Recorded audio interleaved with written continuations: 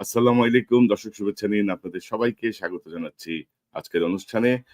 দর্শক শিরোনাম দেখে বুঝতে পারছেন বাংলাদেশের রাজনৈতিক পরিস্থিতিতে জল অনেকটাই ঘোলাটে। নির্বাচনের কথা বলা হচ্ছে ফেব্রুয়ারিতে, ফেব্রুয়ারির প্রথমার্ধে নির্বাচন। কিন্তু জামাতের যে অবস্থান, বিএনপির যে অবস্থান, এনসিপির যে অবস্থান, সবকিছু মিলিয়ে একটি রাজনৈতিক জটিলতায় অনেকেই মনে করছেন যে নির্বাচন হয়তো হবে না। আদৌ কি নির্বাচন হবে? ডক্টর ইউনূস কি একটি সুষ্ঠু নির্বাচন করতে সক্ষম হবেন? কারণ ইতিমধ্যে এনসিপির একজন নেতা নাসিরউদ্দিন পাটোয়ারি তিনি বলে দিয়েছেন যে কোন নির্বাচন হবে না। তো সব মিলিয়ে যে পরিস্থিতি পাশাপাশি আওয়ামী লীগ তার ফ্যাসিবাদকে আবার ফিরিয়ে আনার জন্য এখন সুশীল সমাজ শিল্পীদের উপর ভর করেছে এবং এবারের ১৫ই আগস্টের জনগণ প্রত্যাখ্যান করলেও দেখা যাচ্ছে যে শিল্পীরা মোটামুটি আ ফেসবুক ফিড ছয়লাভ করে ফেলেছে মুজিব বন্দনায়। তো এই বিষয়গুলো ধরেন অনেক কৌশলে যাচ্ছে হাসিনার দল, পলাতক হাসিনার দল। তো সব মিলিয়ে আমরা একটু আজকে আলোচনা করব। আমাদের অতিথি কাউকে স্পেশালি পরিচয় করানোর কিছু নাই। সবাই আপনাদের কাছে অত্যন্ত জনপ্রিয়। জনাব পিনাকি ভট্টাচার্য আপনাকে স্বাগত জানাচ্ছি আজকের অনুষ্ঠানে। ভালোবাসা। অ্যা ইলিয়াস আপনি আনমিউট করেন। ইলিয়াস হোসেন জি। আমাদের আরেক অতিথি। ঈদ অ্যা মোবারক। ঈদ মোবারক। ইলিয়াস আপনাকে ঈদ স্বাগত। মোবারক। আপনাকে ঈদ স্বাগত। মোবারক। ঈদ মোবারক, ঈদ মোবারক। কারণ ১ বছর পার হয়ে গেছে হাসিনার এই চট করে ঢুকে যাওয়া, চট করে ফিরে আসা, হ্যান করেঙ্গা, ত্যান করেঙ্গা মোটামুটি এগুলো এবারের ১৫ই আগস্টে আ যে অবস্থা দেখলাম আরকি, তাতে তো ধরেন মানে বলাই যায় যে ঈদ মোবারক। মানে একটি ফ্যাসিবাদী দল বিদায়ের পথে বা বিদায়ে অলমোস্ট শেষ আরকি। অলমোস্ট শেষ। তারা হয়তো এখন একটা চোরাগুপ্তা অনেক কিছু করার চেষ্টা করবে।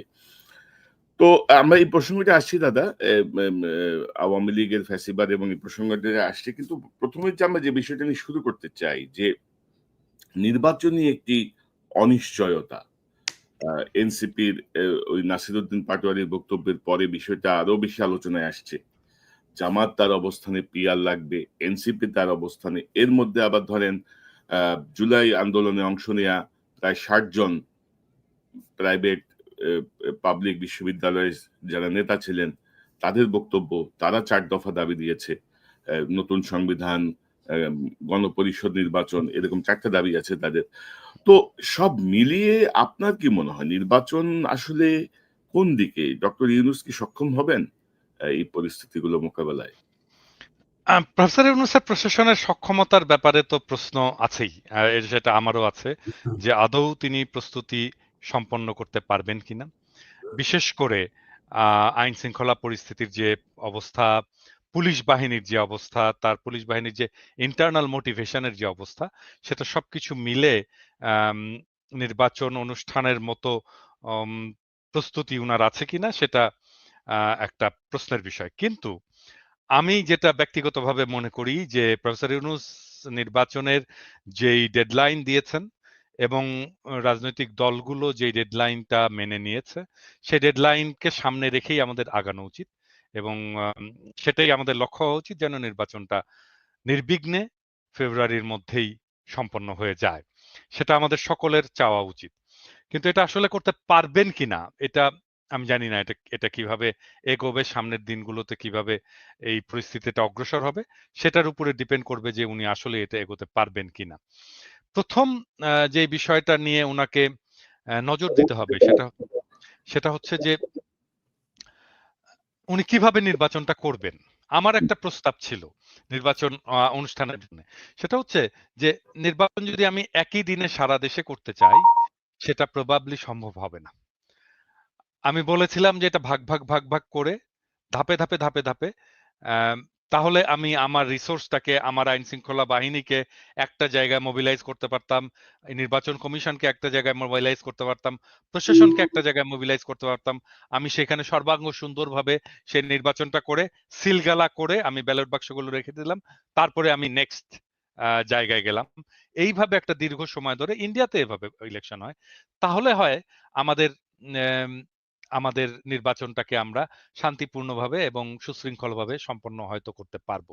আমি জানি না এই পরিকল্পনা ওনারা নিচ্ছেন কিনা। আমি একমাত্র দেখি যে নির্বাচন সম্ভব যদি ধারাবাহিকভাবে বিভিন্ন সেন্টারে এইভাবে নির্বাচন করে একটা নির্দিষ্ট সময় ধরে নির্বাচন করে নির্বাচনটা সম্পন্ন করা যায়। কারণ আমার যে নাম্বার অফ সেন্টার আর আমার যে আইন শৃঙ্খলা রক্ষাকারী বাহিনীর সংখ্যা, এই দুইটা তো এক না। মানে তাহলে দেখা যাবে আমি একটা সেন্টারে হয়তো ২ জন বা ৩ জন আইন শৃঙ্খলা রক্ষাকারী সমিতির সদস্যদেরকে দিতে পারবো। তাহলে তারা কি সেখানকার আইন শৃঙ্খলা রক্ষা করতে পারবে? এটা সম্ভব? এটা তো সম্ভব হবে না।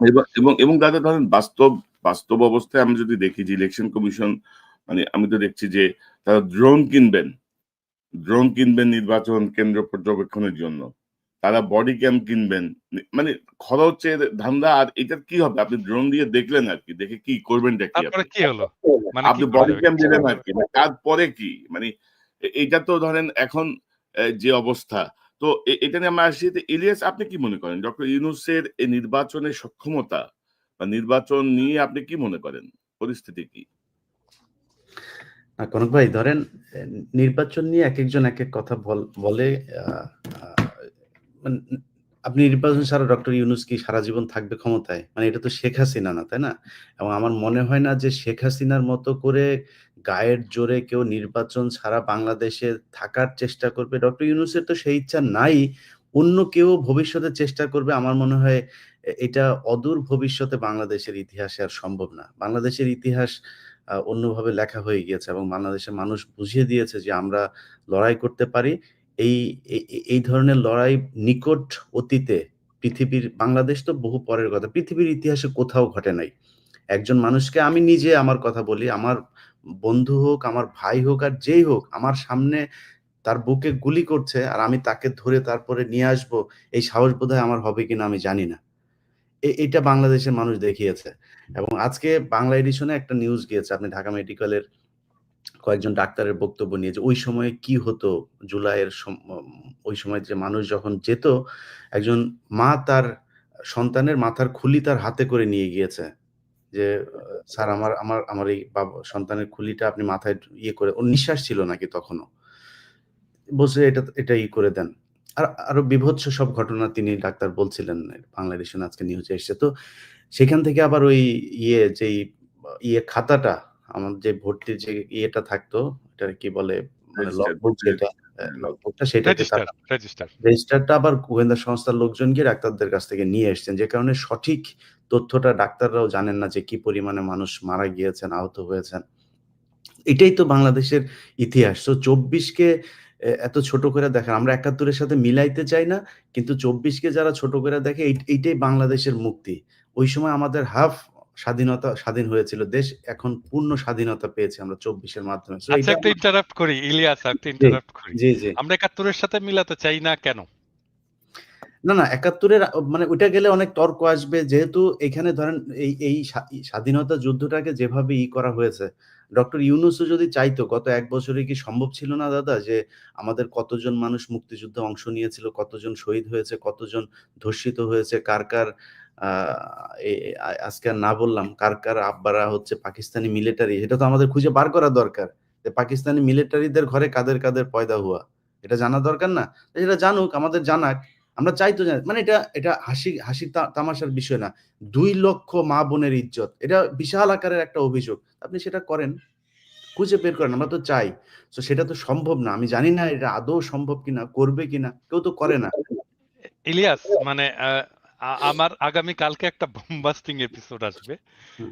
মুক্তিযুদ্ধের নিহতের সংখ্যা নিয়ে। আম আমি এটা এখনই বলতে চাই না স্পয়লার দিয়ে।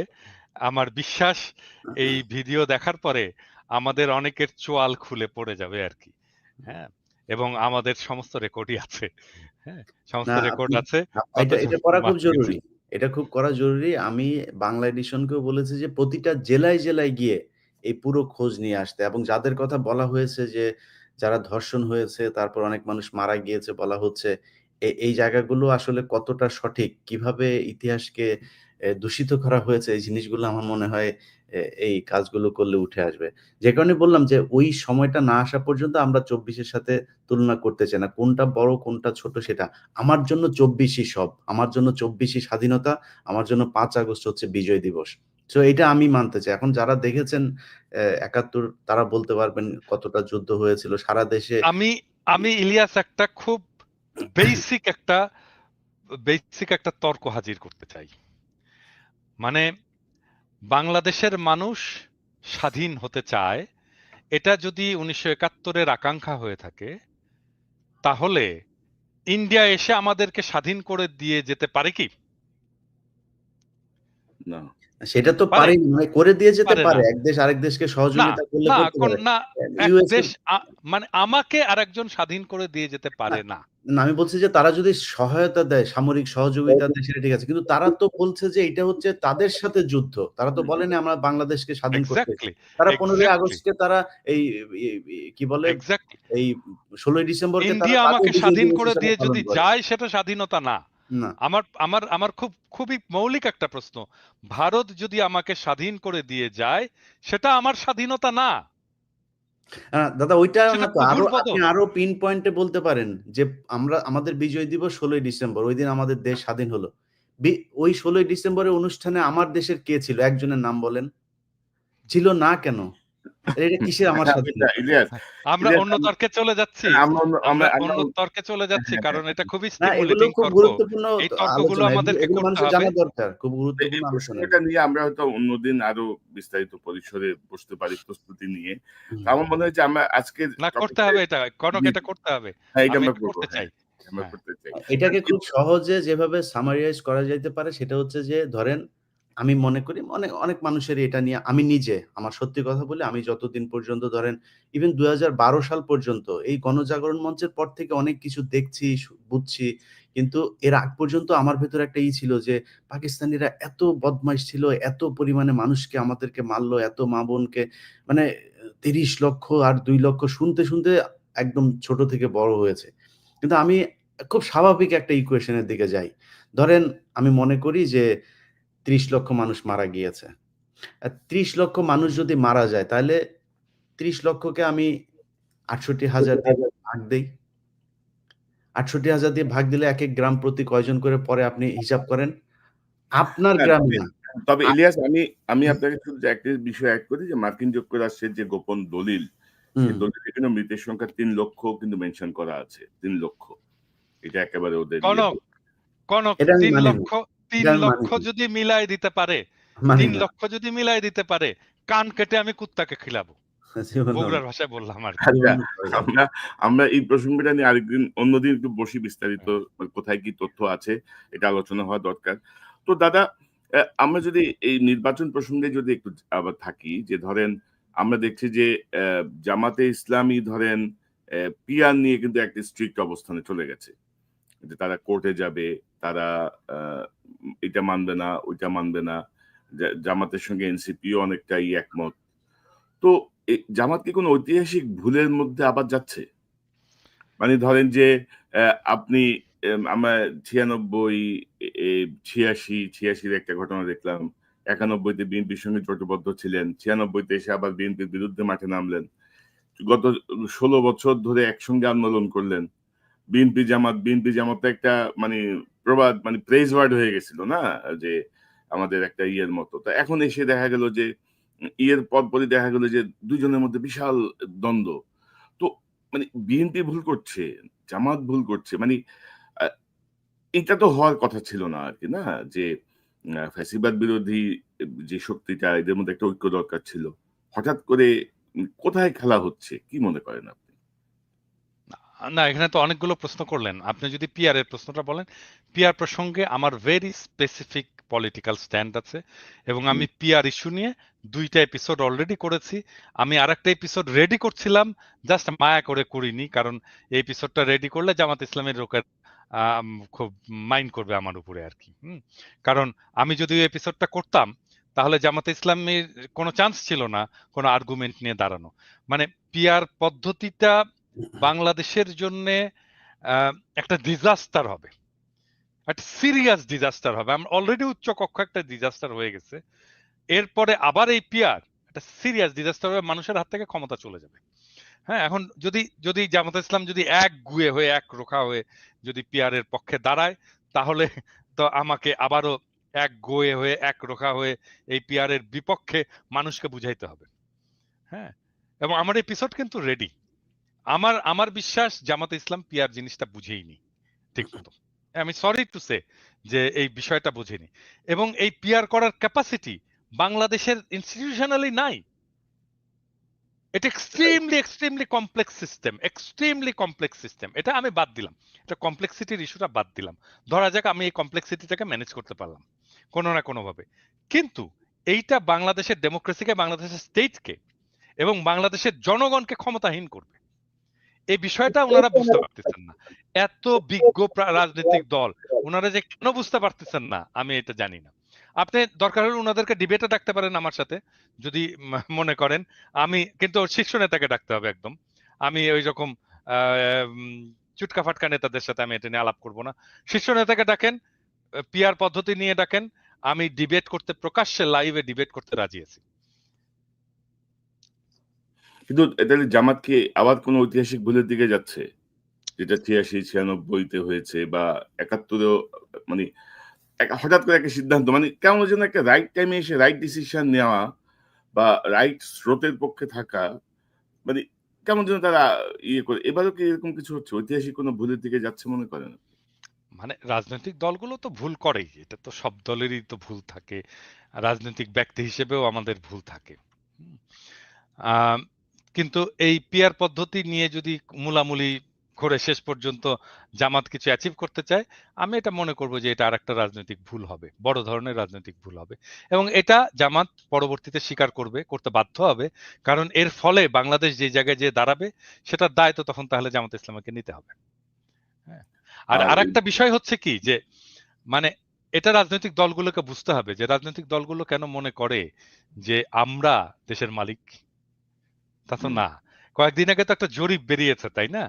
কয়েকদিন আগে জরিপ বেরিয়েছে, সেখানে দেখা যাচ্ছে 12% মানুষ বিএনপিকে ভোট দেবে, 10.5% মানুষ জামাত ইসলামীকে ভোট দেবে, 3%-এর মতো মানুষ এনসিপিকে ভোট দেবে, 7%-এর মতো মানুষ, 7.3%-এর মতো মানুষ আওয়ামী লীগকে ভোট দেবে। আপনি সবার ভোট যদি এক করেন তাহলে দেখবেন যে 63% মানুষ এগুলো কোনো রাজনৈতিক দলের উপরে কোনো আস্থা নাই, তাদেরকে ভোট দিতে চায় না, ঠিক করেনি যে তাদেরকে ভোট। তো তাহলে রাজনৈতিক দলগুলো এত হ্যাডম কেন দেখায়? তাহলে কোথায় রিপ্রেজেন্টেশন এই 63% মানুষের? তাদের কথা তো শুনতে হবে। বুঝলাম যে মানে জামাতে ইসলামীর একটা বিশাল একটা বুকের মধ্যে একটা লাল টুকটুকে আপেল আছে, আমাদেরকে আপেলটা দেখাক।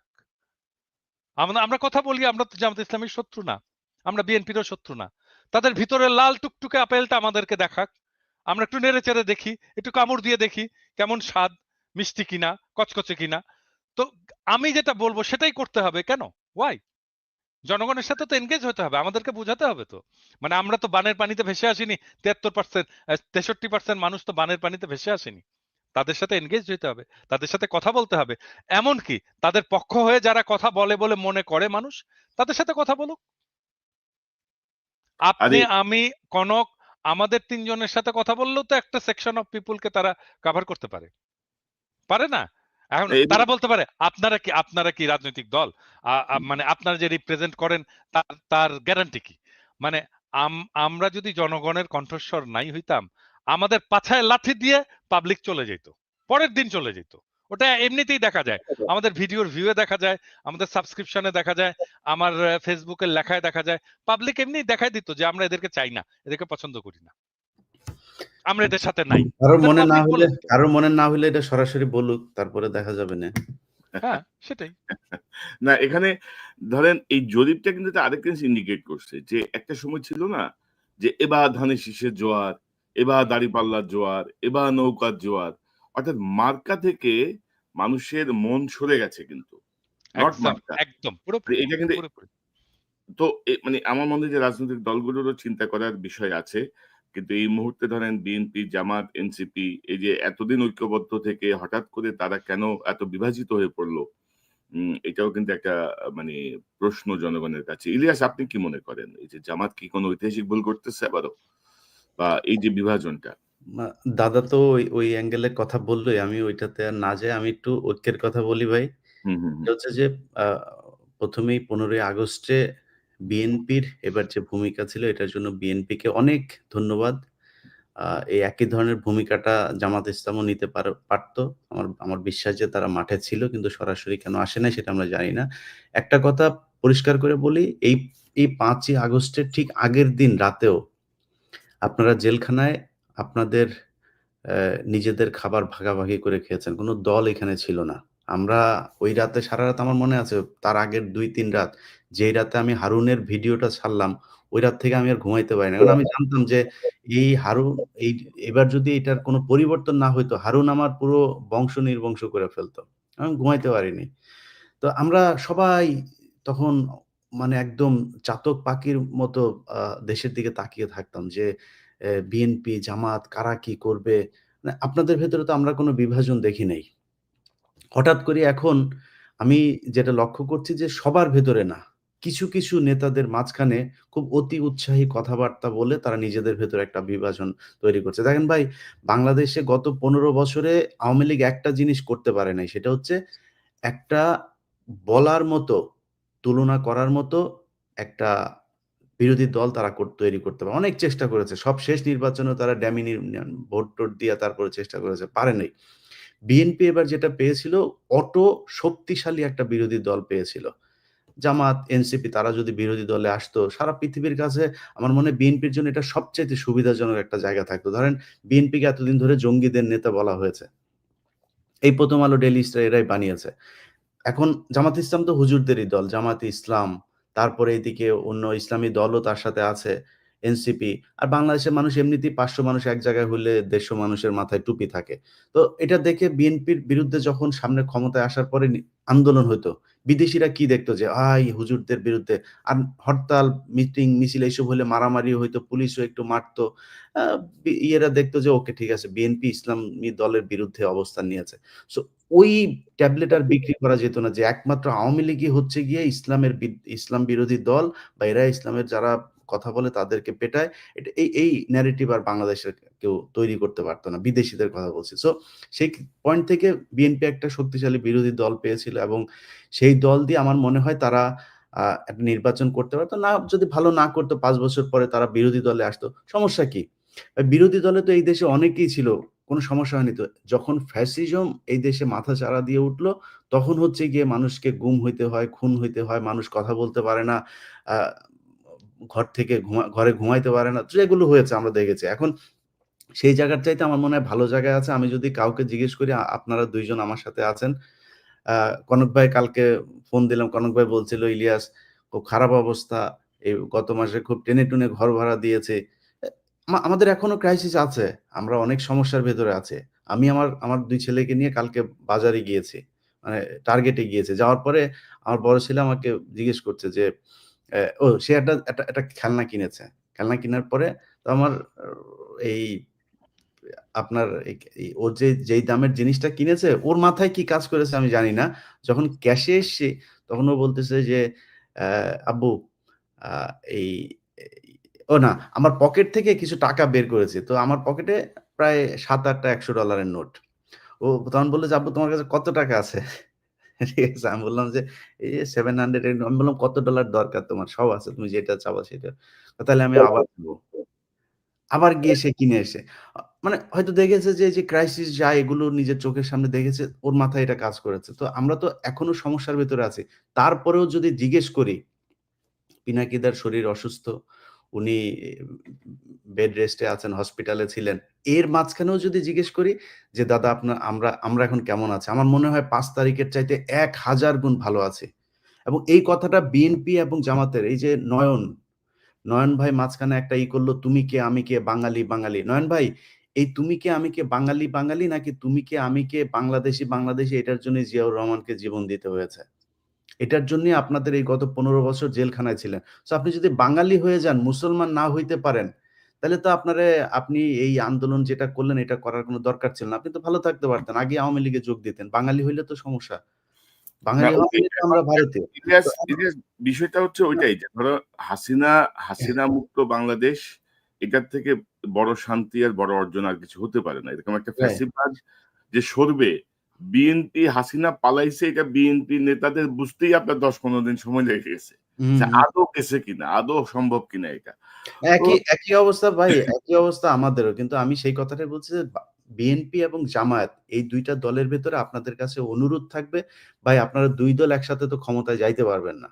যেকোনো একজনকে ক্ষমতায় যেতে হবে। আপনাদের ভেতরে অনেক কিছু হবে, মারামারি হবে, খুনোখুনি হবে। এই দেশে হয়েছে রাজনীতি নিয়ে। ডিশ ব্যবসা নিয়ে প্রতি মাসে ২-৪ জন মানুষ মারা যায়। সো আপনাদের দেশের ক্ষমতা নিয়ে তো গ্যাঞ্জামে মানুষ মারা যাবেই, যুদ্ধ হবে, অনেক কিছু হবে। বাট একটা পয়েন্টে আপনাদের কাছে অনুরোধ, আমি আমার জায়গা থেকে পিনাকির জায়গা জায়গা থেকে বা কনক সারোয়ারের জায়গা থেকে সবার একটাই আমার মনে হয়। আমি বিএনপি মহাসচিবের বিরুদ্ধে ৫ তারিখের পরপর কথা বলেছি কেন? আপনার বুকের ভেতর চিনচিন করে শেখ মুজিবের জন্য, এইজন্য। অতএব আওয়ামী লীগ এবং ইন্ডিয়ার জায়গাতে যদি আপনারা টাচ না করেন, অন্য যা বিষয় নিয়ে আপনারা সারাদিন বিরোধ করেন, একবার আপনারা আসবেন, একবার ওরা আসবে বা এভাবে চালান। তারপরেও ভালো থাকবেন। এখন কিন্তু কেউই ক্ষমতায় নাই। বিএনপিও নাই ক্ষমতায়, জামাতও নাই। সো তারপরেও ভালো আছেন। অন্তত এইটুক ভালো থাকবেন। ঘরে ঘুমাইতে পারবেন। পুলিশ আপনার বাসায় যায় না এখন। গুম হওয়ার ভয় নাই। শেখ হাসিনার মতো তুলে নিয়ে যাবে না যেকোনো সময়। সো এই জায়গাগুলো অন্তত আল্লাহর কাছে শুকরিয়া করেন। এবং ২ টা দলই আপনাদের কাছে অনুরোধ, এই কাদা ছুড়াছুড়ি এবং এনসিপি কেও বলব যে কেউ কারোর বিরুদ্ধে কাদা ছুড়াছুড়ি বাদ দিয়ে একটা পয়েন্টে আসেন, ভোট হবেই এই দেশে। ভোট নিয়ে কোনো ভয় নাই। ভোট হইতেই হবে। সো প্রস্তুতি নেন, ভোটে আপনাকে মানুষ ভোট দিবে। ভোট হবে কি হবে না এটা নিয়ে চিন্তা ভাবনা করার দরকার নাই। তো দাদা একটা প্রসঙ্গে যেতে চাই। মানে এনসিপির প্রসঙ্গের পরে আমি একটু ইউনূস সরকারের প্রসঙ্গে যেতে চাই। ধরেন এনসিপির বিষয়টা আপনি কি দেখতেছেন? মানে ধরেন এরা মানে আমি আসলে এদের হিসাব মিলাইতে পারি না। ধরেন আমি যদি ২-১ টা কথা বলি, ধরেন আসিফ মাহমুদ অ্যা যে কয়দিন আগে ধরেন ১ বছর আগে যে ধরেন বুলেটের সামনে দাঁড়ায় গেছে যে গুলি খাবো, সে এখন পুলিশ প্রটোকলের মধ্যে তার ব্যক্তিগত অস্ত্র ক্যারি করতে হয়। ভাই তার তো সব জায়গায় সে প্রটোকলের মধ্যে, সিকিউরিটির মধ্যে। তারপরেও তার ব্যক্তিগত অস্ত্র লাগে। তারপর সে ধরেন এই যে হাঁসের মাংস খায়, নীলা হোটেল নাইলে ওয়েস্ট ইন্ডে যেয়ে খায়। মানে আমি বুঝলাম না আরকি। তাদের জুলাই সনদ ঘোষণা হয়, তাদের নেতাদের অবকাশের জন্য তারা চলে যায় কক্সেসবাজারে। এতদিন পরে যে জুলাই সনদ হইল, সেই সনদে ধরেন শহীদদের সংখ্যাটাই তো ভুল। মানে জাতিসংঘ বলে ১৪০০, ওনারা বক্তৃতায় বলে ২০০০, ওইখানে লেখা হইছে ১০০০। তো এই যে অবস্থাটা মানে একেক নেতা একেক রকম করে কথা বলছে। কেউ বলতেছে এইটা গুড়াই দিবে, এটা উড়াই দিবে, হ্যান করবে, ত্যান করবে। জিয়াউর রহমান বা মানে একটা প্রতিষ্ঠিত সিনিয়র রাজনৈতিক দলের ব্যাপারে তাদের যে মনোভাব। তো এগুলো মানে সব মিলে কি মনে করেন? মানে কি এনসিপি হইছে কি? এনসিপিতে কি ভর করছে? আমি আমি কনক বোধহয় জিয়াউর রহমানকে নিয়ে যখন ইসমাইল পাটোয়ারি আম যখন একটা মন্তব্য করছিল, আমি আপনার এখানেই ১ম এটার প্রতিবাদ করছিলাম। আমি বলছিলাম এটা খুব খারাপ কাজ হইছে এবং এটা এক্ষুনি প্রত্যাহার করা উচিত। আসিফ প্রসঙ্গে বলি আরকি। আসিফ প্রসঙ্গে তো আমার ফেসবুকে এসে সবাই আসিফ কিছু করলেই আমাকে এসে ধরে। আসিফ কিছু করলে আমাকে এসে আপনি কিছু বলেন না দাদা কেন? আসিফের এটা আসিফের আসিফের বক্তব্যটা একটু শুনবো নাকি আমরা? এই হাঁসের আ মাংসের বক্তব্যটা? না আমি শুনছি। আপনি দর্শকদের জন্য ভাই দেখাইতে এটা নিয়ে শুনেন। আলোচনার আমার মনে হয় আচ্ছা মানে বলেন। খাওয়া-দাওয়া নিয়ে এটা নিয়ে আলোচনা করছে এটা। আমি এত আচ্ছা সিরিয়াস কিছু মনে থাক। করি না। ও আমি খাওয়া-দাওয়া করছে। ভাই আসিফ না, কি না, না। এখন মেটার আপনি কি হচ্ছে এখন মেটার মনে করেন হচ্ছে যে আসিফ এখন গুলিস্তানে যায় খাবে? না, বলেন। মেটার হচ্ছে নীলা হোটেল এবং ওয়েস্ট ইন্ড আরকি। এটার আচ্ছা, মধ্যে আচ্ছা আমি একটু বলি। মানে এটা আমার দর্শকদের এটা ইলিয়াস জানে আরকি। মানে বিষয়টা ইলিয়াস খুব পুরোপুরি জানে ঘটনাটা যে আসিফের সাথে আমার কি সম্পর্ক এবং আসিফকে আমি কি চোখে দেখি। আম মানে আসিফ যখন প্যারিসে আসলো আরকি, ওকে যখন আমি ১ম দেখলাম, আ ও ছিল ১ম মানুষ যে এই বিপ্লবী ছাত্রদের একজন প্রতিনিধি। হ্যাঁ? ও যখন আমার সামনে আসলো, আমি এটা বিশ্বাস করতে পারিনি যে আমি আসিফকে দেখতেছি। আমি ওকে জড়ায় ধরলাম এবং জড়ায় ধরে কাঁদতে শুরু করলাম। হ্যাঁ? এবং কান্না এবং আসিফও ঠায় দাঁড়ায় থাকলো। আমি জানি না আমি কতক্ষণ কাঁদছিলাম। বোধহয় ১০-১৫ মিনিট কাঁদছিলাম। আসিফ ঠায় দাঁড়ায় থাকলো এবং আমার এই কান্নার এটার একটা ছবিও বোধহয় আছে। আমি আপনাকে দেব। ইলিয়াস কনক। তো আসিফ আমার কাছে হচ্ছে বিপ্লবের ফিজিক্যাল এম্বডিমেন্ট, যে আমার কাছে আসছিল, যাকে আমি টাচ করতে পারছি, ছুঁইতে পারছি, ধরতে পারছি, ভালোবাসতে পারছি। হুম? তো একটা আমার সাথে আপনারা জানেন যে আমি আমি খুবই ইমোশনাল মানুষ এবং সেই অর্থে আসিফের সাথে আমার একটা খুব ব্যক্তিগত ইমোশনাল একটা সম্পর্ক আছে। হ্যাঁ, খুবই ব্যক্তিগত ইমোশনাল সম্পর্ক আছে এবং ইলিয়াস জানে যে আসিফকে আমি কম বকাবকি করি না। প্রচন্ড বকাবকি করি। মানে আ এই ছাত্রদের মধ্যে ২ জন আমার বেশি বকাবকি খায়। ১ম আসিফ আর নাম্বার ২ হচ্ছে হাসনাত। হুম? এবং আমি কিন্তু চেষ্টা করি সবসময় যেন আসিফ কোনো ভুল না করে, কোনো মিস্টেক না করে। ওকে কাউন্সেল করা, ওকে শেখানো, ম্যানেজমেন্ট শেখানো। আমি এগুলো ছোটখাটো অনেক বিষয়ে তাকে সাজেশন দেই। ছোট ছেলে। এখন ধরেন যদি কেউ বলে যে মানে অ্যা আপনি আশকারা দিয়ে আসিফকে এরকম করছেন, বলতে পারে। যদি বলে, হ্যাঁ? কিন্তু আমি আসিফের প্রতি ওই স্নেহ, ওই ভালোবাসা, ওইটাকে আমি ওইটাকে আমি সবসময় নার্চার করব। হুম? আমি আসিফের এই কথাটা বলাটা ঠিক হয়নি। হুম, এই যে আমি ওয়েস্টিনে যাই, এই কথাটা বলাটা ঠিক হয়নি। এবং আমি কিন্তু সত্যিই খুব রাগ করছি আসিফের উপরে এই কথাটা বলাতে। কারণ কি জানেন? আমি আসিফকে খুব স্পেসিফিক্যালি এই ব্যাপারে মানে আমার ছোট ভাই যদি মন্ত্রী হতো, আমি ওকে যেভাবে বা ইভেন ওটা আমার ছেলের বয়স তো আসলে হুম, আসিফ। হুম, হুম। কিসের ছোট ভাই? আমার ছোট ভাই তো অনেক বড়। আমার ছেলে যদি ইয়ে হতো, মন্ত্রী হতো, আমি তাকে যেভাবে তাকে ধরে শেখাতাম, আমি আসিফকে কিন্তু এই বিষয়গুলো শিখিয়েছি। আমি কিন্তু ওকে বলছি যে, "আসিফ দেখো, তুমি আ তোমাকে খুব মিনিমালিজম এর উপরে চলতে হবে। খুব অল্প জিনিসে তোমাকে তৃপ্ত থাকতে হবে। খুব বেশি জিনিস তুমি যখন ভাত খাবে, একটা তরকারি দিয়ে ভাত খাবে। একটার বেশি তরকারি নিবে না।" আমি বলছি, "কেন নিবে না?" কারণ তোমার দেশের মানুষ একটার বেশি তরকারি দিয়ে ভাত খেতে পারে না। তুমি তার জীবনটা বুঝতে পারবা না। তুমি যদি এটা না করো। তুমি এই কাজটা করবা। আমি কিন্তু এক্সাক্টলি এই কথাটা বলছি। এবং যখন আমি দেখলাম যে আসিফ বলতেছে যে আমি ওয়েস্ট ইন্ডে যাই। আমার খুব খারাপ লাগছে। আমি খুব বেদনাহত হইছি মানে এটাতে, আসিফের এই কথাতে। হ্যাঁ? মানে মানে দাদা দাদা ধরেন এদের প্রতি আমাদের শ্রদ্ধা বা এদের প্রতি আমাদের কৃতজ্ঞতার কোনো শেষ নাই। এবং আমরা যে না কথাগুলো আসিফের বলছি প্রতি আমার ভালোবাসারও শেষ নাই তো। আমার ভালোবাসা থাকবে। ও হুম, যত মিস্টেক করুক তারপরেও আমার ভালোবাসা থাকবে। কিন্তু মানে ও আমার কথা শোনে না কেন? এটা হচ্ছে আমার কথা। হুম। মানে ও কি মানে আমি যে ওকে এত ভালোবাসি, এত স্নেহ করি, ওকে যে আমি আমার সন্তানের মতো দেখি। তো ও কেন আমাকে ওর জায়গাটায় রাখতে পারে না? ও কেন ওই রেসপেক্ট এর জায়গাটায় আমার হ্যাঁ, কথা তবে শোনে না আমাদের কেন? আমাদের এই নতুন নেতাদের ধরেন যে বডি ল্যাঙ্গুয়েজ বা তাদের কাছে আমাদের যে প্রত্যাশাটা ছিল, হুম, সেই জায়গাটায় তারা ধরেন আমাদেরকে অনেক জায়গাতে হতাশ করেছেন এবং এটা আমরা আশা করি নাই আরকি। মানে এত দ্রুত তাদের এই পরিবর্তনগুলো আসলে চোখে লাগে। আমাদের যেমন লাগে সাধারণ মানুষেরও চোখে লাগে। সাধারণ মানুষের মধ্যেও এগুলো প্রতিক্রিয়া সৃষ্টি করে। যে আপনি এক্সাক্টলি। ১ বছর আগে কি ছিলেন, এখন আপনি কি করছেন, ভবিষ্যতে তাহলে আপনি কি করবেন? ১ বছরে যদি এই পরিমাণ পরিবর্তন আপনাদের মধ্যে আসে, তাহলে আপনি ভবিষ্যতের না কি করবেন? ইভেন রাজনীতিতে আপনি দেখেন মানে হুম, আমি তো ওয়েস্ট ইন্ডে যেয়ে খেতে পারি না বাংলাদেশের রাজনীতি করে। রাইট। বাংলাদেশের মানুষ তো ওয়েস্ট ইন্ডে খেতে পারে না। এত টাকা দিয়ে খেতে পারে না। এটা বড়লোকদের জায়গা। এটা না ওয়েস্ট এলিটদের ইন্ডিজ জায়গা। বাংলাদেশের সবচেয়ে আমাকে এক্সপেনসিভ এক আমাকে জায়গা। খুব সাধারণ মানুষের মতো করে থাকতে হবে। আমাকে খুব সাধারণ মানুষের মতো করে চলতে হবে। আমাকে আমাকে অনেকে বলে আপনারা দেখেন না যে ওই আপনি এই একটা হুডি পরে আসেন আপনার ইয়েতে, আপনার কি আর হুডি নাই? আপনার কি আর হুডি কেনার পয়সা নাই? আমাকে বলে কিন্তু অনেকে। আমি বলি, "হ্যাঁ ভাই পয়সা নাই ভাই।" এবং তারপরে হয় কি? অনেকে হুডি কিনে নিয়ে আসে। ওরা সত্যি মনে করে আমার হুডি কেনার পয়সা নাই। দাদাকে একটা হুডি কিনে দিই। কেউ আসলে হাতে করে একটা হুডি নিয়ে আসে। একটা কাপড় নিয়ে আসে। বোধহয় দাদা বোধহয় কাপড় কিনতে পারে না। হুম? আরে ভাই আমি দাদা আমি এই প্রসঙ্গে একটা এক জিনিস এড করি। ধরুন আমরা যখন সাংবাদিকতা শুরু করি, ধরুন আজ থেকে ২৮-৩০ বছর আগে, কিছু জায়গার কিছু ট্রেনিং আমি স্পেসিফিক মনে নাই। উনি বলতেছিল, "তুমি যখন পাবলিকের সাথে কথা বলতে যাবা, গ্রামে যাবা বা কোন একটা মেহনতি মানুষদের নিয়ে কাজ করবা, কোন একটা ইয়েতে যাবা, তোমার গায়ের থেকে যেন ভুরভুর করে পারফিউমের গন্ধ বের না হয়। অবশ্যই না। তোমার হাতে যেন এক্সাক্টলি, ওই সাধারণ মানুষের হাতে ঘড়ি নাই, তোমার হাতে যেন ঘড়ি না থাকে। তোমার এক্সাক্টলি, যদি একেবারে কম্পালসরি না হয়, চোখে সানগ্লাস পরে তুমি রিপোর্টার, তুমি সাংবাদিক, নো, তুমি তাদের অংশ। তাদের উপরেই তোমার ডিপেন্ড করতে হবে। এক্সাক্টলি, তারাই তোমার সোর্স, তারাই তোমাকে তথ্য দিবে। এক্সাক্টলি, তো এক্সাক্টলি, এই যে মিলে যাওয়া, এখন তোমার গায়ে থেকে যদি ভুরভুর করে ফুরফুরে গন্ধ বের হয় সাধারণ মানুষটা তোমার সাথে একটা পার্থক্য তার মনের মধ্যে তৈরি হয়ে যাবে।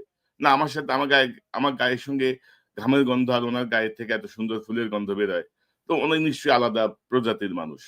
তো এই জায়গাগুলো রাজনীতিবিদদের আরো সিরিয়াসলি খেয়াল রাখতে হবে। যেমন সাংবাদিকরা আমি একটা ছোট্ট এক্সাম্পল দিই। মানে এটা প্রবাবলি আমাদের ভবিষ্যতের রাজনীতিবিদদের জন্য কাজে লাগবে। মানে আমি যখন এক্সিকিউটিভ ছিলাম আরকি, বাংলাদেশে যখন আমি এক্সিকিউটিভ ছিলাম, আমি তো সিইও পর্যন্ত ছিলাম এবং আমি খুব পপুলার সিইও ছিলাম। আমি কেন পপুলার সিইও ছিলাম জানেন? আমি যখন ট্যুরে যেতাম, মানে অফিসিয়াল ট্যুরে যেতাম, আমি হয়তো যাচ্ছি ধরেন একটা গ্রামে যাচ্ছি, হ্যাঁ? একটা উপজেলায় যাচ্ছি। ওইখানে রাত হচ্ছে, হ্যাঁ? আমি তো আমার সাথে গাড়ি আছে। আমি তো গাড়িতে ফিরে এসে জেলা শহরে হোটেলে থাকতেই পারি। আমি করতাম কি? আমি বলতাম যে, ওই উপজেলায় ওই গ্রামে যেই আমার কলিগটা কাজ করে, ওর বাসায় আমি থাকবো। অনেক সময় দেখা যেত সে মেসে থাকে। আমি বলতাম, "ঠিক আছে, আমি মেসেই থাকবো। কোনো অসুবিধা নাই। আমার মেসের জায়গা হবে তো? তা তা একটা একটা শোয়ার জায়গা হবে তো?" "হ্যাঁ, হ্যাঁ স্যার হবে, কোনো অসুবিধা নাই।" আমি ওইখানে যেতাম, মেসে থাকতাম। আমি ওদের বাসায় থাকতাম। তারপরে আমি বলতাম যে, "আমার জন্য যেহেতু রান্না-বান্না করবে, তোমরা কিছু তরি-তরকারি, সবজি, মাছ, মাংস কিনে দিও ওর বাসায় ওই দিনের জন্যে। আমার উপহার হিসেবে।" তো এটা কিনে দেওয়া হতো। ওরা একটা রান্না-বান্না ওদের মতো করে ওরা সবচেয়ে ভালোভাবে আমাকে রাখার চেষ্টা করত। কিন্তু আমি যেটা পেতাম, হ্যাঁ? আমি কিভাবে থাকতাম সেটা বড় কথা না। আমি যেটা পাইতাম, আমি দেখতাম ও কিভাবে থাকে। রাইট। ও ও ও কি খায়? ওর বাসাটা কেমন? কত বড়? ওর কিচেনটা কত বড়? ওর ওয়াইফ কে? ওর ওয়াইফ কি করে? ওর ওয়াইফের স্বপ্ন কি? ওর বাচ্চাটা কেমন? ওর বাচ্চার খেলনা আছে কিনা? হ্যাঁ? ওর বাচ্চা কি খেলে? ওর বাচ্চা কি পড়ে? ওর বাচ্চার পড়ার বইগুলো কি? ওর বাসায় বই আছে কিনা? হ্যাঁ? ওর বাসাটা কতটুকু ক্লিন? ওটাই ধরেন এই ক্রমশ ধরেন আমরাও আশা করি যে তাদের অভিজ্ঞতা বাড়বে, তাদের বিষয়গুলো বুঝতে পারবেন। মানুষের সঙ্গে কিভাবে যেতে হয়, কিভাবে মানে নেতা মানেই নেতা না তো। নেতা তো তুমি তাদেরই অংশ। এবং আনফরচুনেটলি বাংলাদেশে ওই কনক, যে জি। কনক আমার আমার তখন বয়স ছিল ৩৫ বছরের মতো। হ্যাঁ? এটা অনেক বেশি বয়সের ব্যাপার না। হুম, এটা হুম, হুম, এই ব্যাপারটা এগুলো কিন্তু আমাদেরকে পলিটিক্যাল ট্রেনিং এ কিন্তু পলিটিক্স এ আমরা শিখে আসছি। তো রাজনীতি করে আসছি, ছাত্র রাজনীতি। ছাত্র রাজনীতিতে এভাবেই শিখে আসছি আমরা। হুম। এভাবেই শিখে আসছি। কিভাবে কিভাবে মানে আমি এখানে বলতে আপনার সময় থাকলে আমি বলি এখানে। চান্দার কথা আসছে তো। আমি তখন 4th ইয়ারের ছাত্র রাজশাহী মেডিকেল কলেজে। এবং এটা বোধহয় কেউ জানে না, কিন্তু আমি বলে রাখি যে আমি বাংলাদেশের কমিউনিস্ট পার্টির ইতিহাসে সবচেয়ে কম বয়সী ফুল মেম্বার।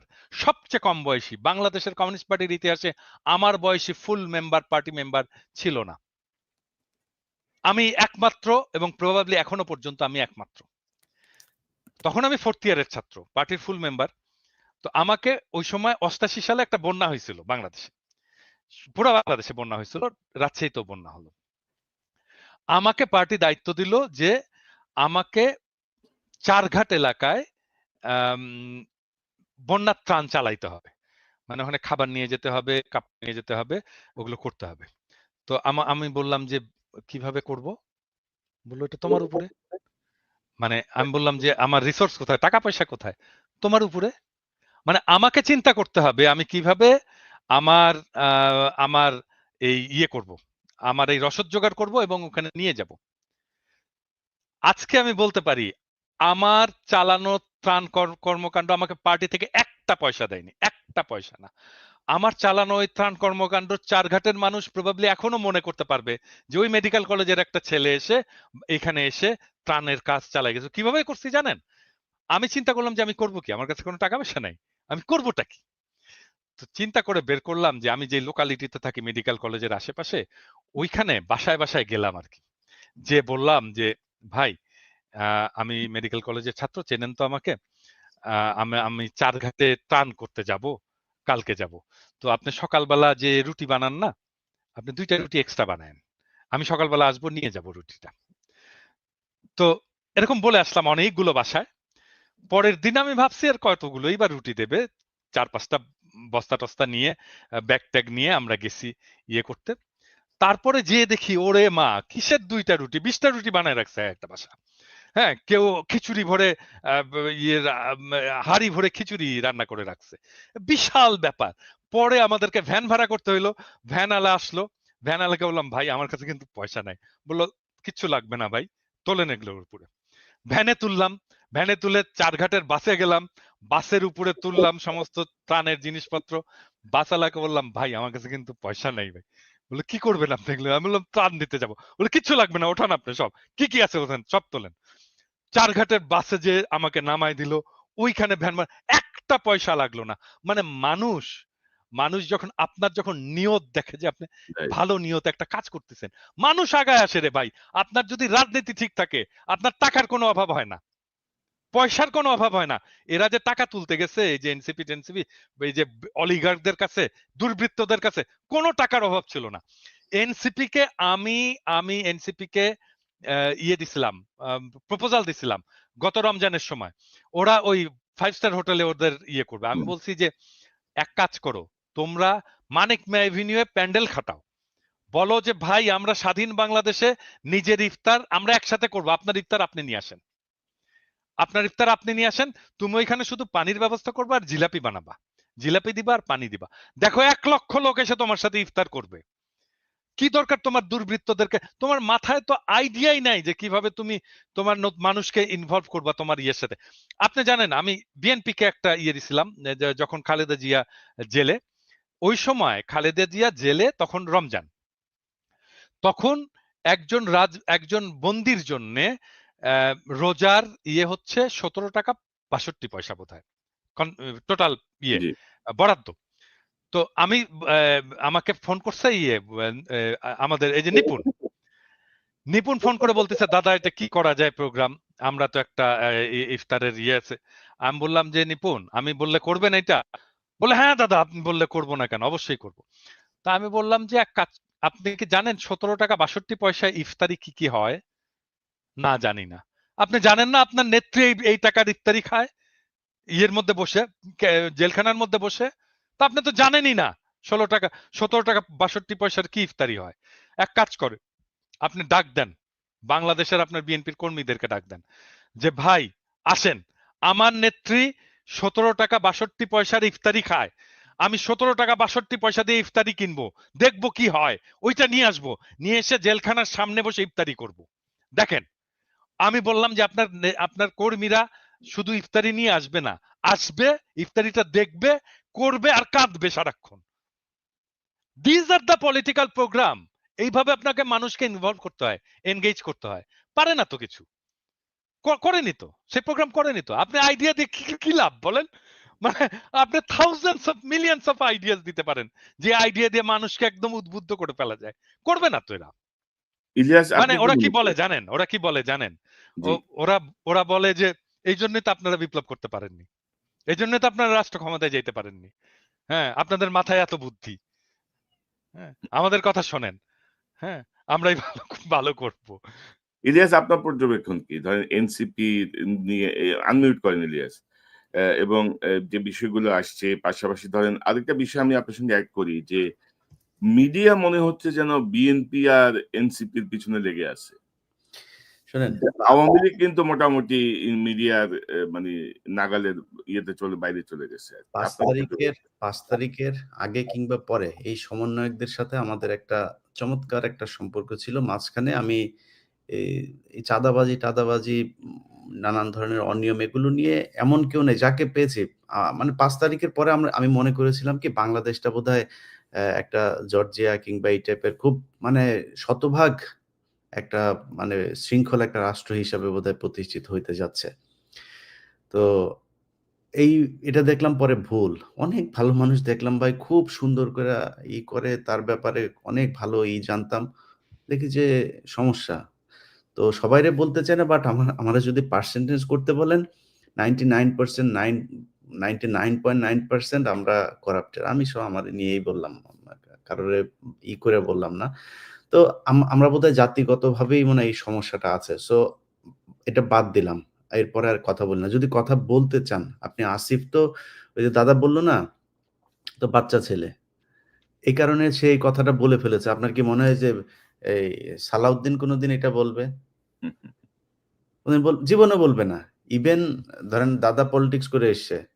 দাদার মুখ দিয়ে কোনদিন এই কথা বের হবে? যে উনার জীবনের যদি কোন খারাপ কোন কিছু থাকে সেটা উনি বলবেন?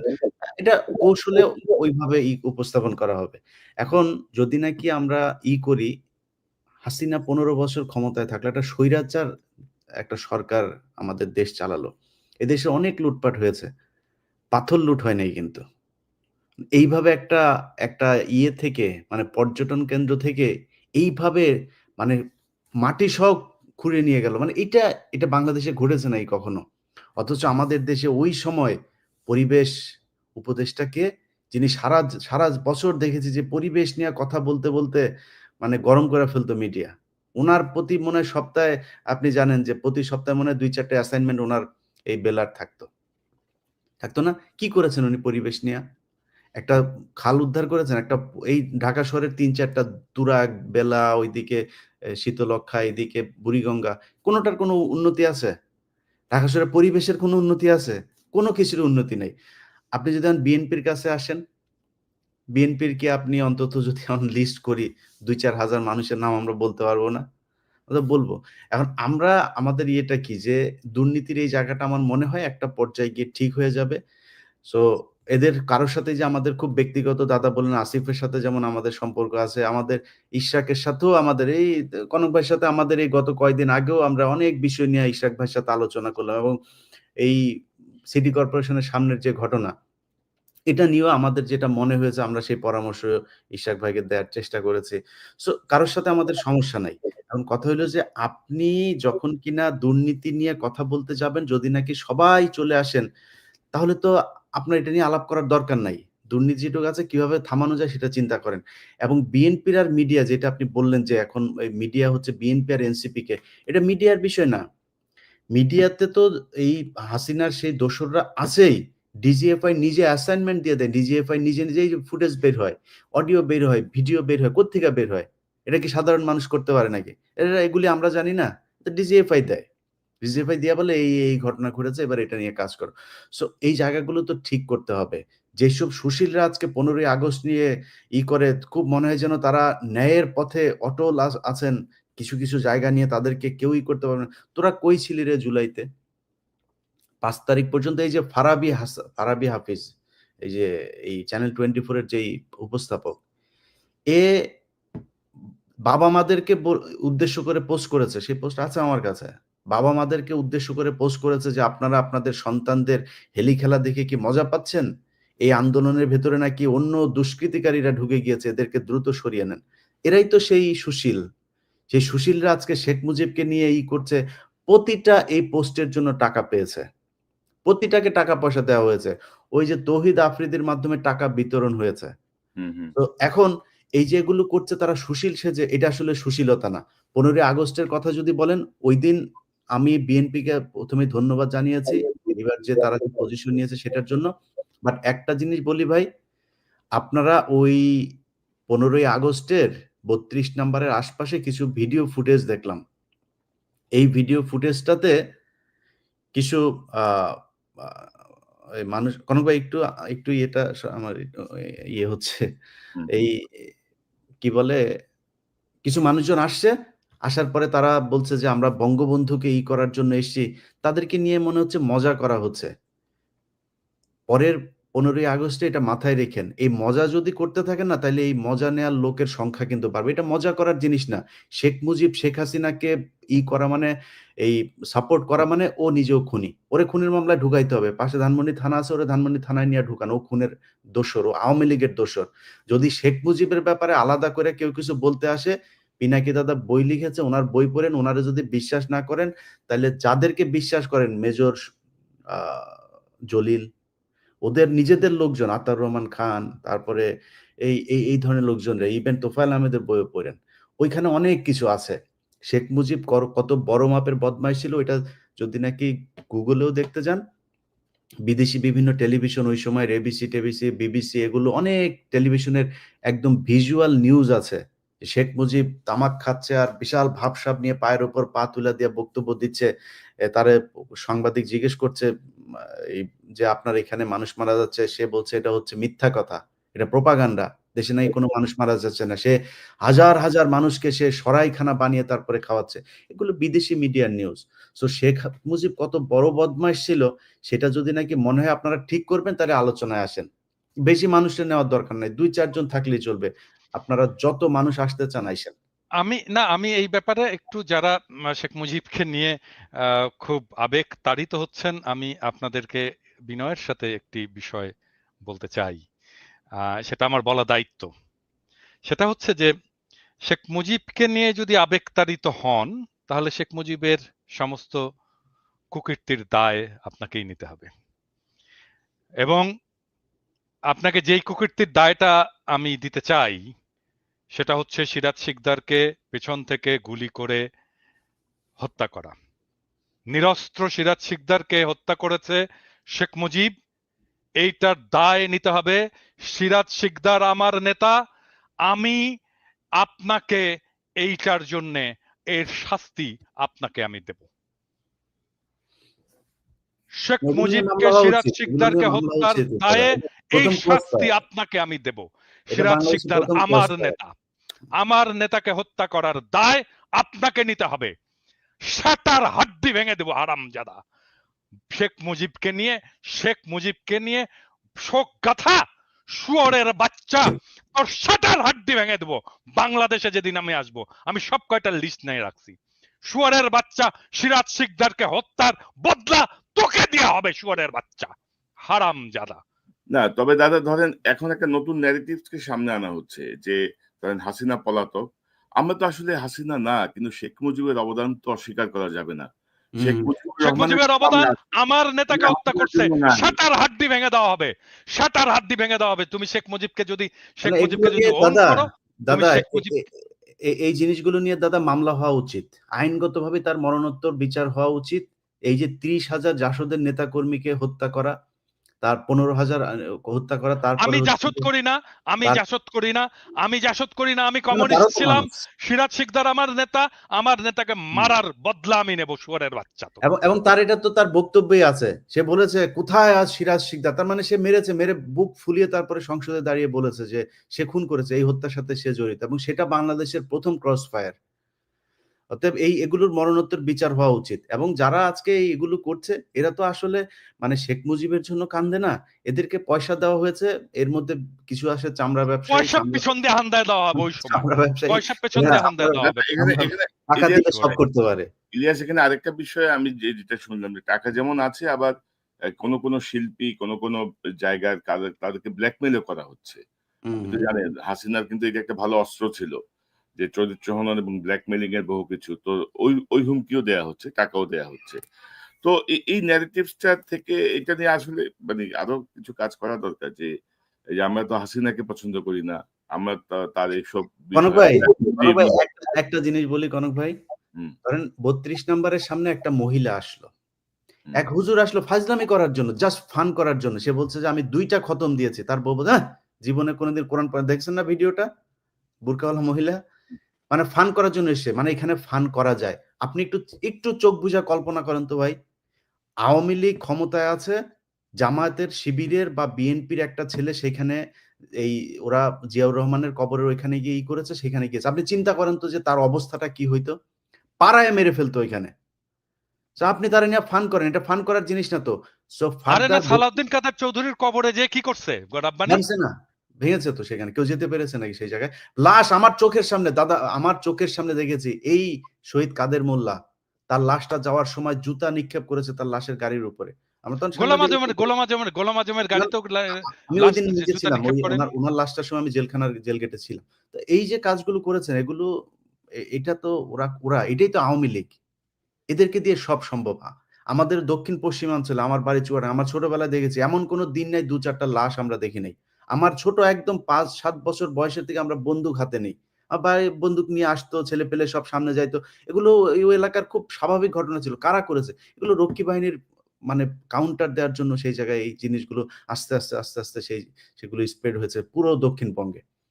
তবে এখন দাদা আমার মনে হয় জি, যারা এইখানে যে সমস্ত সোকল্ড কালচারাল ফ্যাসিস্ট, যারা মুজিবের নিয়ে কান্নাকাটি করছে, এদেরকে যদি কোনো পরিচালক প্রযোজক তার নাটকে সিনেমায় নেয়, কোনো টিভি চ্যানেল যদি তাদের কোনো প্রোগ্রাম এয়ার করে, তাদেরকে দেখে নেব।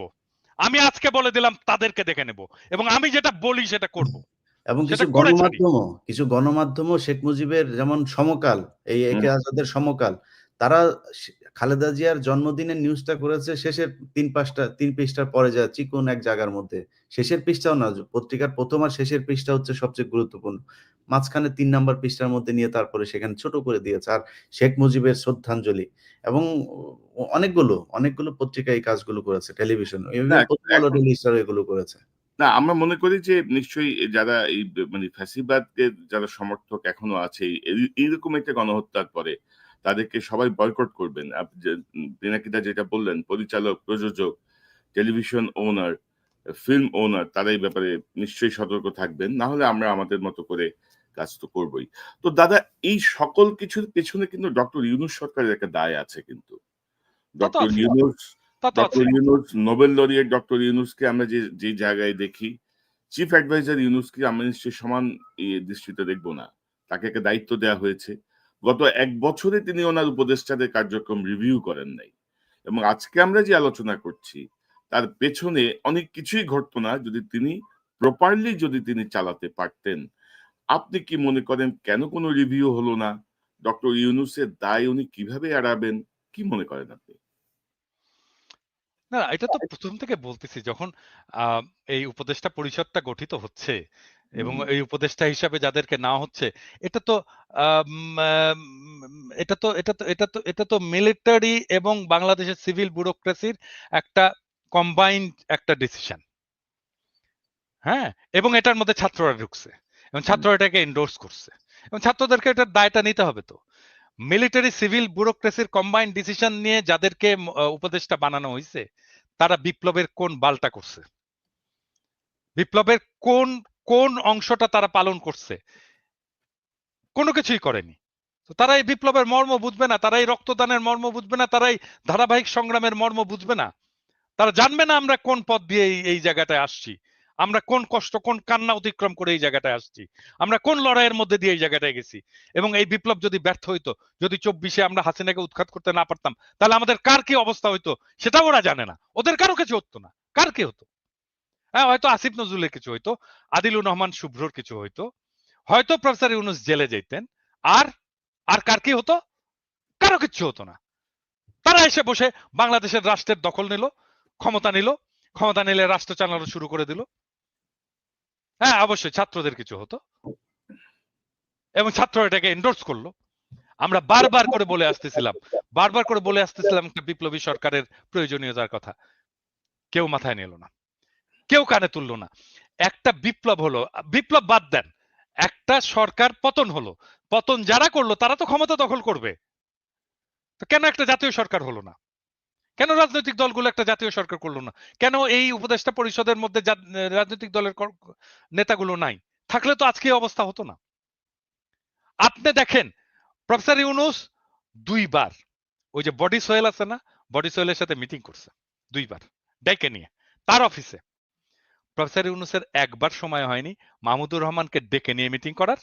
একবার। বডি সোহেলের মধ্যে কি মধু আছে প্রফেসর ইউনূসকে ডাকতে হবে আর মাহমুদুর রহমানকে ডাকা যায় না?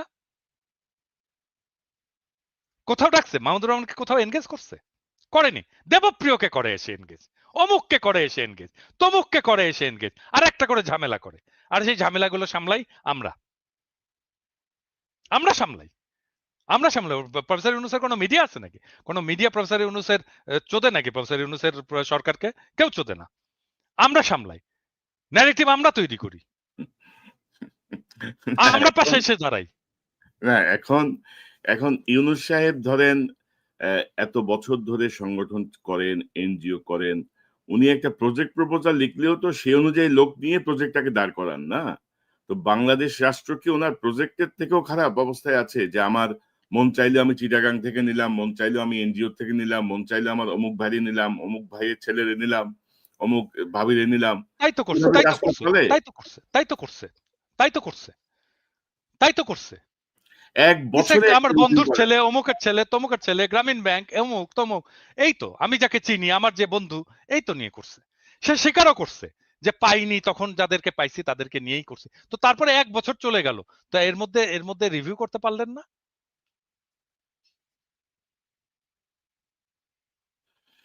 না, এই দায় তো নিতে হবে এবং আমি তো অনেক আরো খারাপ কথা শুনি, খারাপ খবর শুনি। আমি জানি না ওইদিকে যাচ্ছে কিনা। কি হচ্ছে, আদৌ উনি কতটুকু নির্বাচনে সক্ষম হবেন? মানে এই পরিস্থিতিতে ধরেন আওয়ামী লীগের সচিব, আওয়ামী লীগের সেনা অফিসার, আওয়ামী লীগের পুলিশ কর্মকর্তা, আওয়ামী লীগের মাস্টার প্রত্যেকে মানে ধরেন যারা ৩-৪ টা নির্বাচনের অভিজ্ঞতা সম্পন্ন মানে রিগড নির্বাচনের অভিজ্ঞতা সম্পন্ন, তারা প্রত্যেকেই স্ব জায়গায় বহাল। আপনি কোথাও টাচ করেন নাই। আপনি কি সাজতে চাচ্ছেন? আপনি কিভাবে একটা সুষ্ঠু নির্বাচনে আদৌ কি সক্ষম হবেন? এই প্রশ্নগুলো তো আসছে দাদা এখন। আচ্ছা, একটা জিনিস বলেন তো, একটা জিনিস বলেন কনক, আমি বলি। মানে এটা উইথ অল ডিউ রেসপেক্ট, মানে আমি তো মাঝে মাঝে খেপে টেপে যাই, তো এখন করার কিছু নাই, এটাই আমার আমার নেচার আর কি। তো উম, রাষ্ট্র নিয়ে, সরকার নিয়ে, সংস্কার নিয়ে কনক আপনার একটা চিন্তা আছে না, বলেন তো? হুম, আপনি এতদিন কাজ করছেন না? রাইট। হ্যাঁ, ইলিয়াস, তোমার একটা চিন্তা আছে না? এতদিন কাজ করছো না যে রাষ্ট্রটা কিরকম হবে, করা উচিত আছে কি? ইয়েস অর নো বলো, আছে? মিউট হয়ে আছো। অবশ্যই, অবশ্যই। প্রফেসর ইউনূসের সরকারের সংস্কার কমিশন আমাদের সাথে বসে আধা ঘন্টা কথা বলছে, আমারও আছে, আধা ঘন্টা কথা বলছে যে আচ্ছা বলেন তো, আপনারা তো এতদিন ধরে লড়াই করছেন, সংগ্রাম করছেন, যেরকমই করেন, যতটুকুই করেন, করছেন তো, আপনারা বলেন তো আপনাদের আপনাদের চিন্তা কি আগামী রাষ্ট্রটা নিয়ে, সংস্কার নিয়ে, সংবিধান নিয়ে? কেউ কিছু বলছে? নির্বাচন কমিশন নিয়ে কেউ বলছে? একজন বলছে? কেউ বলে নাই। কেন বলেনি? মানে কি আমাদের মাথায় বুদ্ধি নাই? আমাদের লেখাপড়া করি না আমরা? নাকি আমরা পার্ট অফ রেভলিউশন না? নাকি আমরা কিছু বুঝি না? নাকি আমরা মূর্খ সদা? না আমরা তো ওই কিছু বুঝি না। আমরা কিছু বুঝি না, মানে ওই যে একটা ইয়ে আছে না, এটা মুখ খারাপ করতে হয় আর কি, সরি। মানে কনকের এখানে এসে মানে মুখ খারাপ করতে আমার খুব খারাপ লাগে, কিন্তু এটা দিস ইজ লাইফ। হ্যাঁ, দিস ইজ লাইফ। ওইটা ওই ছোটবেলায় আমাদের ইয়ে আহ, আমাদের মেডিকেল কলেজে আমাদের ডোমদের ইয়ে ছিল, যারা লাশ কাটতো আর কি, লাশ কাটতে আমাদের হেল্প করতো। হ্যাঁ, ডেড বডি তারা প্রিজার্ভ করতো, পোস্টমর্টেমেও তারা হেল্প করতো, আর ডেড বডি কাটতেও খুব এক্সপার্ট, ভেরি এক্সপার্ট তারা। তো ওই রকম পচা টচা লাশটা আসতো সারাক্ষণ, এর গন্ধ টন্ধ তো বিভৎস গন্ধ। তো ওরা সারাক্ষণ টাল হয়ে থাকতো, মাল খেয়ে টাল হয়ে থাকতো আর কি। হ্যাঁ, তো ওর একজনের, এবং তারা খুব দার্শনিক কথা বলতো মাঝে মাঝে। হ্যাঁ, এত দার্শনিক কথা বলতো না, এগুলো যারা শোনেনি তারা ওই লাইফের ওই ফিলোসফি গুলো জানে না আর কি।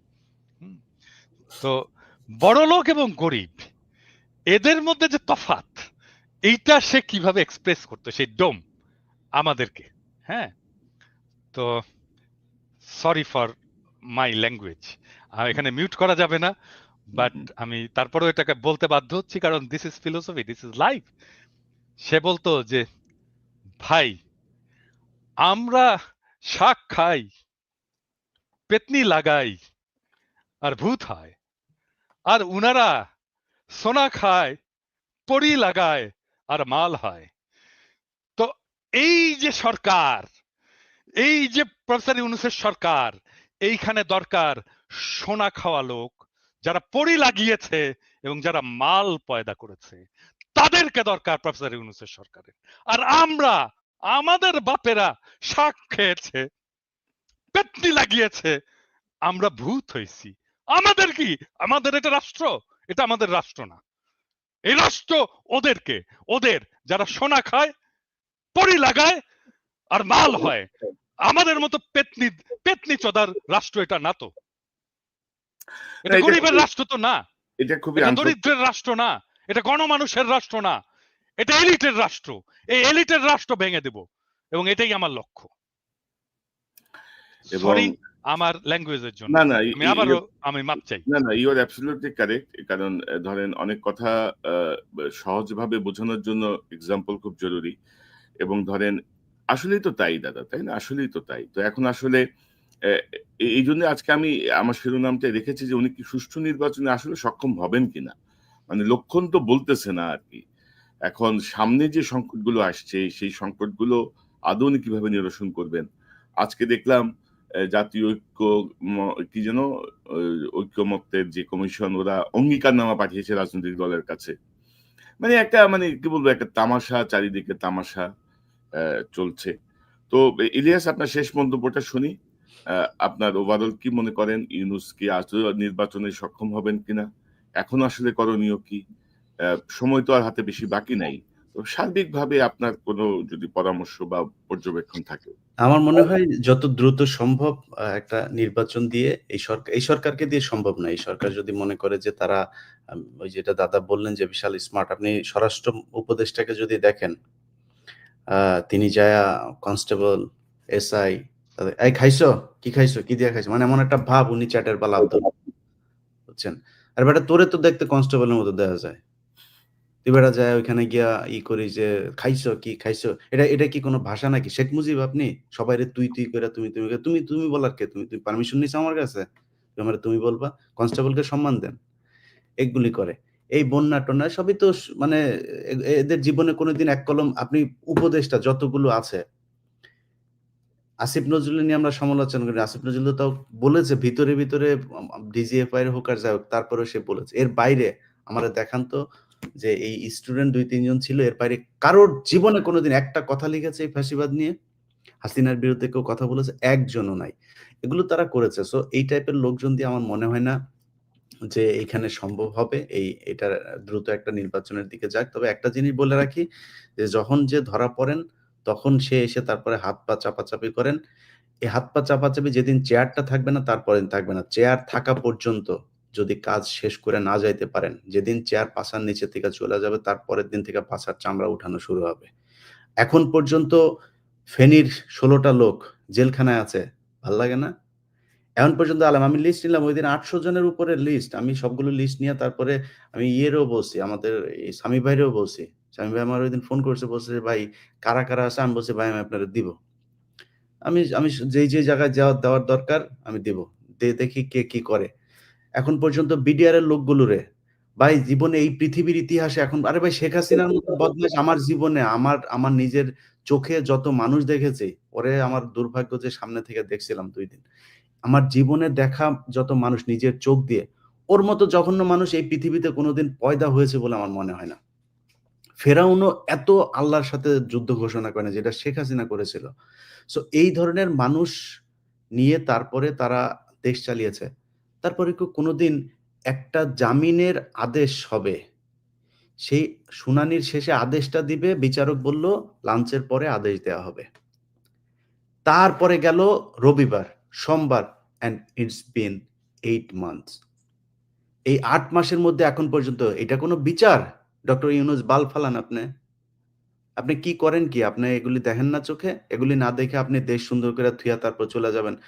সো এই টাইপের কোন সরকার আমরা দেশে চাই না। যত দ্রুত সম্ভব আমি আমারে ব্যক্তিগতভাবে যদি মনে করেন, আমি সরাসরি বলি যে অনেকেই আবার বলবেন যে আমি বিএনপি-টিএনপির করি। ভাই এখনো পর্যন্ত আমাদের দেশের বিরুদ্ধে এই যে জঙ্গি একটা এই কার্ড কিন্তু এখনো আওয়ামী লীগ বিভিন্ন জায়গায় খেলে যাচ্ছেন।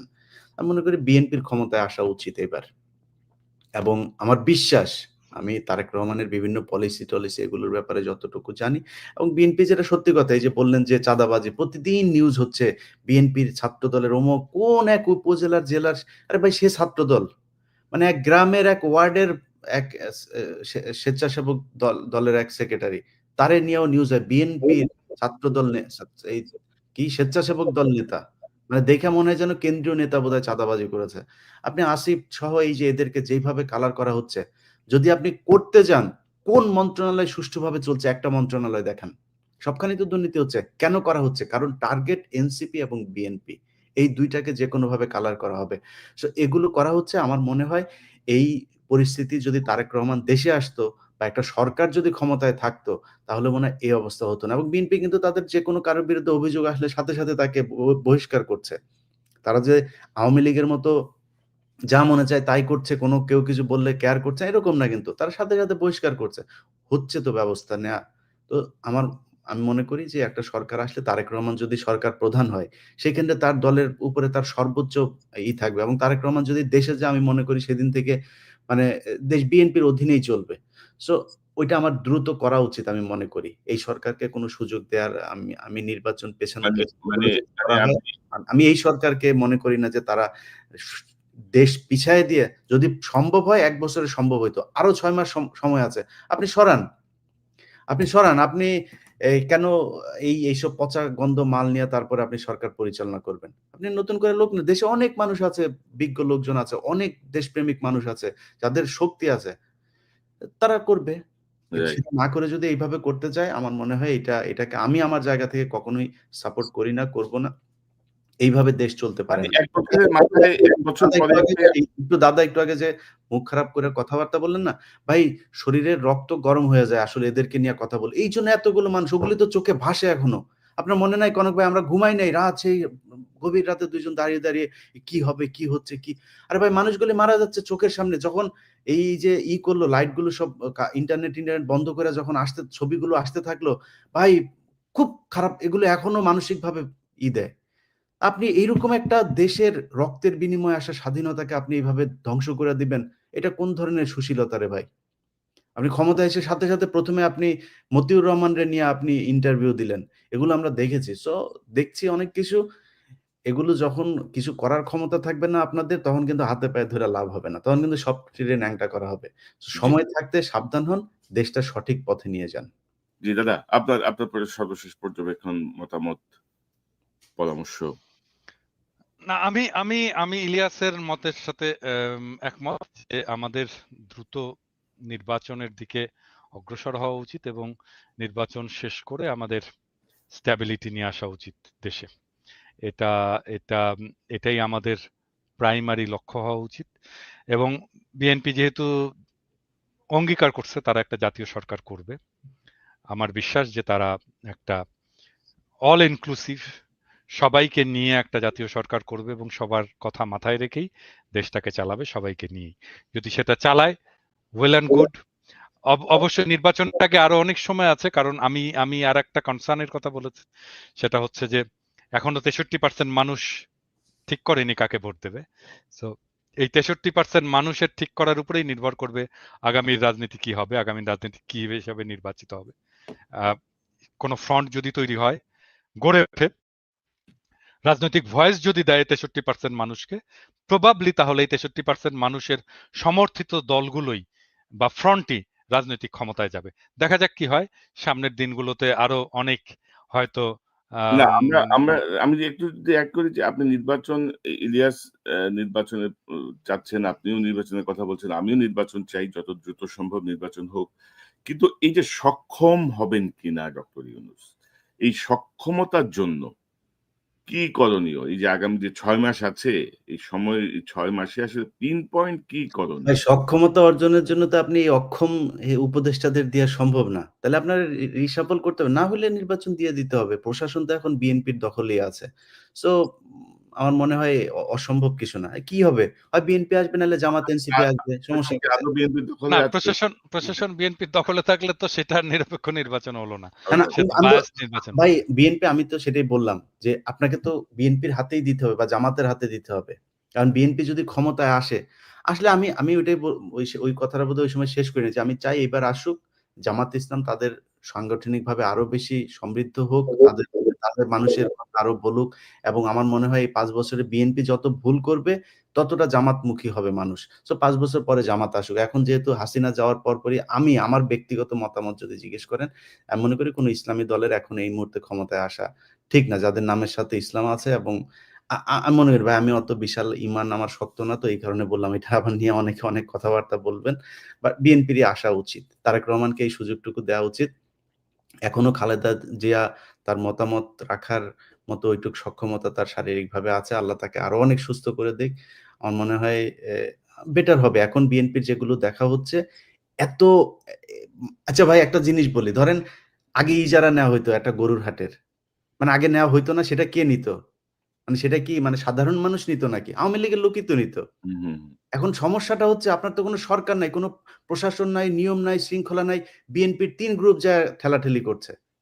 এখন হঠাৎ করে আসে চাঁদাবাজি। চাঁদাবাজি হয় নাই কবে? মানে এই যে ট্রাক আসে ঢাকায়, কোনদিন কি একদিনের জন্য কি বন্ধ ছিল আপনি বলেন তো? এখনো হয়। আমি এটার সমর্থনে কথা বলছি না। কিন্তু হয়তো হতো। ৫ই এখন আগস্টের পরে কয়েকদিন বন্ধ ছিল। হুম, ওইটা কয়েকদিন ওইটা ওইটা তো অন্য জিনিস। ওই সময় তো দ্রুত কিছুই করে ছিল ছিল। না। ওই সময় জনগণের হাতেই দেশ ছিল। যেই কারণে বন্ধ ছিল। কিন্তু জনগণের হাতে ছাড়া কোনো সরকার প্রশাসকের হাতে যখন দেশ ছিল কখনোই এটা বন্ধ রাখা যায়নি। হয়তো মিলিটারি কিছু সময় 1/11 এর কিছু সময়টাতেই ছিল, কিছু ভালো সময় ছিল। যাক এটাই আরকি। তো চাঁদাবাজি এই দেশে ছিল, বন্ধ হওয়া উচিত। যেভাবে এখন বলা হয় দেশটা এত পরিমাণে একদম নতুন করে মনে হচ্ছে বিভিন্ন খাতে চাঁদাবাজি শুরু হয়েছে, এই পরিস্থিতি হয়নি। বাট না যদি তবে হয়ে থাকে কিছু, কিছু না, জায়গায় আমার মনে ইলিয়াস, হয় তারেক রহমান ক্ষমতায় গেলে আরো ভালো হবে পরিস্থিতি। ইলিয়াস এখানে আরেকটা প্রশ্ন খুবই গুরুত্বপূর্ণ যেটা আপনি বলছিলেন যে বিএনপি সাথে সাথে বহিষ্কার করছে। কিন্তু আপনি যদি দেখেন যে এ পর্যন্ত কঠোর কোনো পদক্ষেপ কি নেওয়া হয়েছে সরকারের পক্ষ থেকে? এটা তো ম্যাজিস্ট্রেসি বিএনপির দায় পাওয়া নয়। নিয়ে তো বিএনপি ম্যাজিস্ট্রেসি তো পাওয়া তারা নিয়ে ধরে তো জেলে পাঠাবে না। আছে। জেলে নিবে সরকার। জেলে তাহলে তো আর বিএনপি পাঠাবে না। ম্যাজিস্ট্রেসি পাওয়া নিয়ে সেনাবাহিনী মাঠে আছে। তাদের ভূমিকা কিন্তু তারেক অনেক রহমান যদি কোনো চাঁদাবাজের জন্য ফোন করে বলে, "ভাই আমার এইটা ছেড়ে দেন।" যদি বলে আমাদের কাছে ভয়েস রেকর্ড দিয়ে দেখ, দেন, দেখি। আমরা দেখি। না, কনক মানে বিএনপি তো থানা দখল করছে না এরকম ২-১ টা হারানোর ঘটনা জন্য। ঘটছে না। ২-১ টা ঘটনা হ্যাঁ, ঘটছে থানা এটা দখল কিন্তু একেবারে করছে। রিমোট এরিয়া ধরেন লোকাল মানুষ যে থানা ঘেরাও করে নিয়ে ভাই আসছে। থানা দখল না, থানা দখলের থানার চাইতে ১০ মাইল দূরে যদি বিএনপির লোকজন কোনো চাঁদাবাজের পক্ষে করে ডাইরেক্ট গুলি করেন। আমরা ওটার পক্ষে থাকবো ভাই। কেউ আমরা এটার পক্ষে বিপক্ষে যাবো না তো। আমরা পুলিশের পাশে থাকবো। করেন না সমস্যা কি? চাঁদাবাজি কে সমর্থন করে? কিন্তু মানে আপনারা যদি বিচার না করেন তাইলে তো এরকম চলতেই থাকবে। চাঁদাবাজি বা অরাজকতা নিয়ন্ত্রণে আমরা সরকারের কোনো কঠোর কোনো পদক্ষেপ দেখি নাই, সেনাবাহিনীর কোনো পদক্ষেপ দেখি নাই। তো সব মিলায় মনে হচ্ছে যেন অ্যা মানে একটা সংঘবদ্ধ গ্রুপ পরিকল্পিতভাবে আরো খারাপের দিকে নিয়ে যাওয়ার একটা চেষ্টা করছে। আমরা পর্যবেক্ষণে রাখছি। জনাব পিনাকি ভট্টাচার্য, ইলিয়াস হোসেন দুজনকে অসংখ্য ধন্যবাদ। অ্যাম আলোচনায় যোগ দেওয়ার জন্য অনেক বিষয় নিয়ে খোলাখুলি কথা বললাম।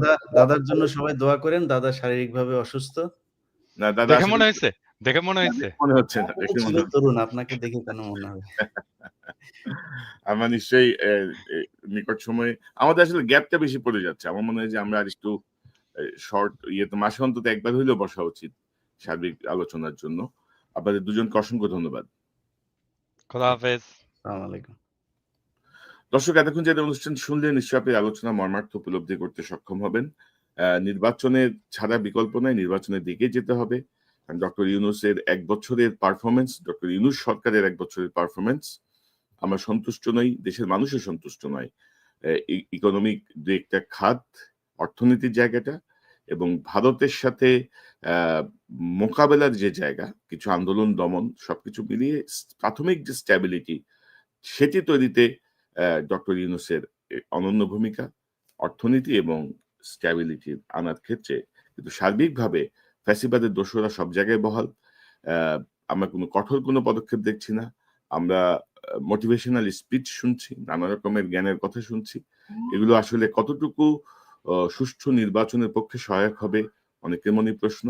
তো আগামী যে ৬ মাসের মতো সময় আছে, এর মধ্যে যদি কার্যকর পদক্ষেপ নেয়া যায়, বিএনপি, জামাত, এনসিপি আমার মনে হচ্ছে সবাই মিলে একটি ঐক্যের প্ল্যাটফর্মে এসে একটি সুষ্ঠু নির্বাচনের জন্য কি করণীয়, কোথায় হাত দিতে হবে, সেই জায়গাগুলো চিহ্নিত করা অত্যন্ত জরুরি। কারণ বাংলাদেশের মানুষ দীর্ঘ ১৫-১৬ বছর ভোটাধিকার বঞ্চিত। আমরা চাই তাদের মতের প্রতিফলন ঘটুক। একটি নতুন গণতন্ত্রের পথে আমরা যাত্রা শুরু করি। দর্শক এই চ্যানেলটি সাবস্ক্রাইব করে আমাদের পাশে থাকুন।